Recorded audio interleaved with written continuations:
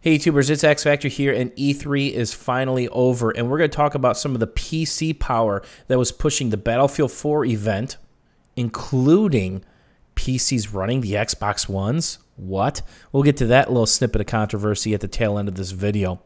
AMD is partnering with Battlefield 4 this time around, and they had some absolute monsters at this event, 64 of them just for the Pigpen, plus whatever it took to run commander mode and all the other glitz and glam going on. It's also important to notate that this is pre-alpha footage, and it's not properly optimized for performance, so they have to compensate with some pretty crazy hardware on top of putting on that pretty dog and pony show. As the developers go in and clean up their coding and tidy things up, they will gain FPS left and right. So this beast is definitely overkill, but it's needed at this point because they have everything cranked on high, and what's the chance that those are 1440p monitors? Even higher resolution, even more pixels, even more pretty. And how about an internal shot? The processor is an FX 8350, which is an 8-core running at 4 gigs with Symantec liquid cooling. What's the chance that's overclocked just a little bit? And of course, a ton of Corsair RAM, probably 12 to 16 gigs. And look at the Crossfire graphics cards. Those are two XFX R7970s, which have 3 gigs of RAM each, and they're roughly $399 in the United States. What's the NVIDIA equivalent of that? Well, this is the arguable part based on drivers and resolutions, but roughly a pair of GTX 670s. So no matter how you cut this, whether you get the 670s or keep with the 7970s, this is a beast setup, and you're out $1,000 on the United States market just in the 2 GPUs and the CPU, and another $100 for the liquid cooling. And don't forget, you need a quality power supply. You're going to pay a couple more bucks, but this is very important with these beast computers. How about 800 watts? And of course, you got to find a mobile that you like that has the room for SLI, Crossfire, and expansion for a sound card. The sound field in Battlefield 3 is amazing. It's going to be even better in Battlefield 4. And don't forget about the RAM and SSD and certain hard drives you're going to need. And of course, there's a case, and you guys can do the math. This system isn't cheap. And the reality of this is not many people own setups like this. All of us on the PC side are questioning what we're going to need for Battlefield 4, so here's something that you guys can do to help each other. My community is extremely mature and helpful, so there's going to be a thread down below. What are you running in Battlefield 3 right now? What's your GPU? What's your CPU? What's your power supply? What kind of frames are you getting? And more importantly, are you running at 720, 1080, or 1440?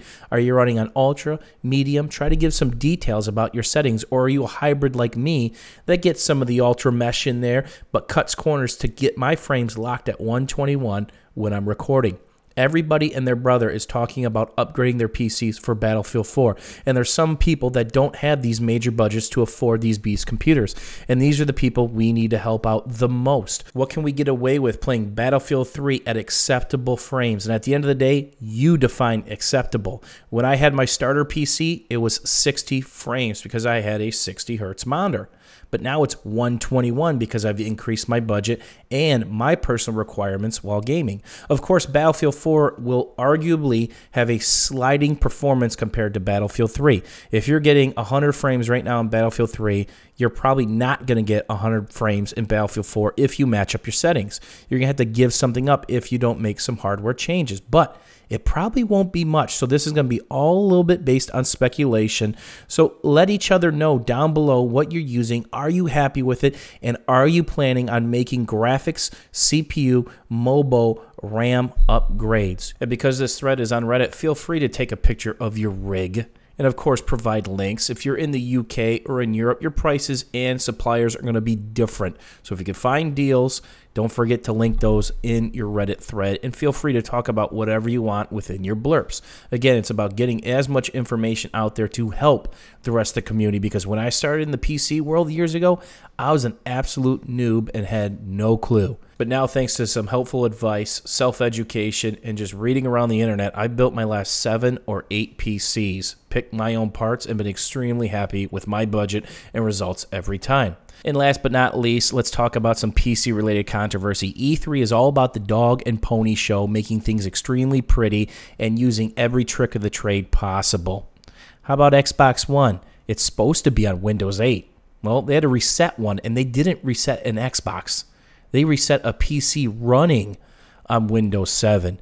And it's supposed to have AMD horsepower in it. Well, guess what? It didn't. It had triple the horsepower. They're actually running an NVIDIA GTX 600 series card. Now, the question is it a 660, a 670, or 680? No matter how you cut it or what cut it is, it's roughly at least 3 times the horsepower. So talk about cranking your stuff up on high and making it super pretty. Not saying the other consoles out there don't do it, but these are the guys that got caught, and there's a shot. Don't forget to help each other out down below. Show off your beast rig, your cable management, and give some vital information, because there are a million people out there looking to upgrade, and they've got some pretty good questions.